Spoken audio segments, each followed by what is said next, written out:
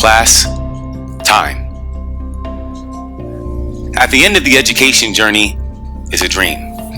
A dream as old as this country. You could even call it the American dream.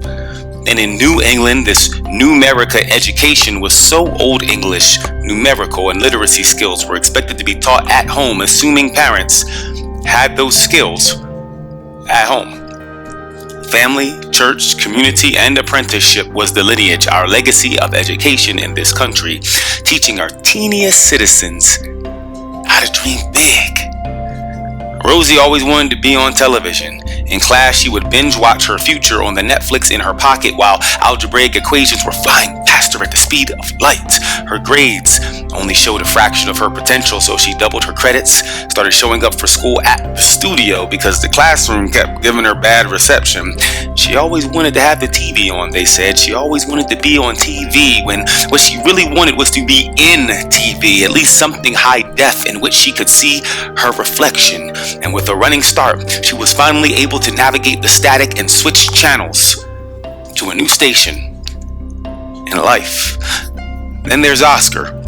As far back as anyone can remember, he's always made a mean blue corn enchilada, and he's only 17.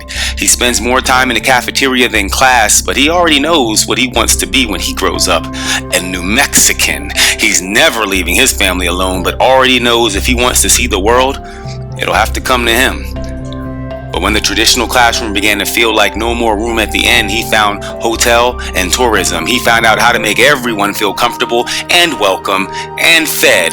Found out it made him feel good. That gold stars mean something outside of school too, especially when he can get 4 or 5 of them together. Here, he is only graded on human service and how well he can provide for others.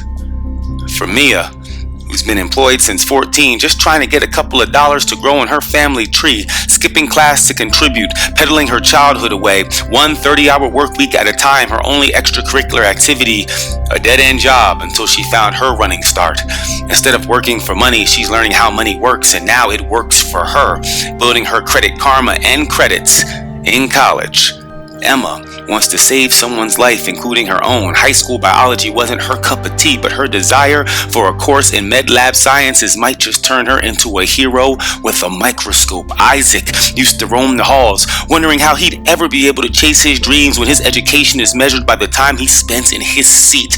My dream job will never find me here, he used to think, and yesterday he built a hallway that people will fill with all the things that they want to be.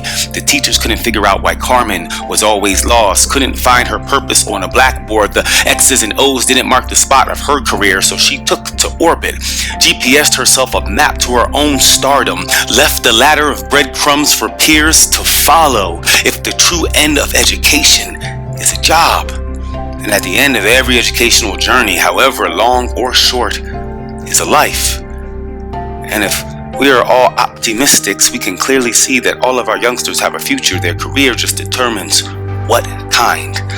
And contrary to popular belief, a career has nothing to do with making money and everything to do with what we want to do with our free time. So time is money and time is lives. So in order to truly put the future in the palm of their hands, tell them, take this running start.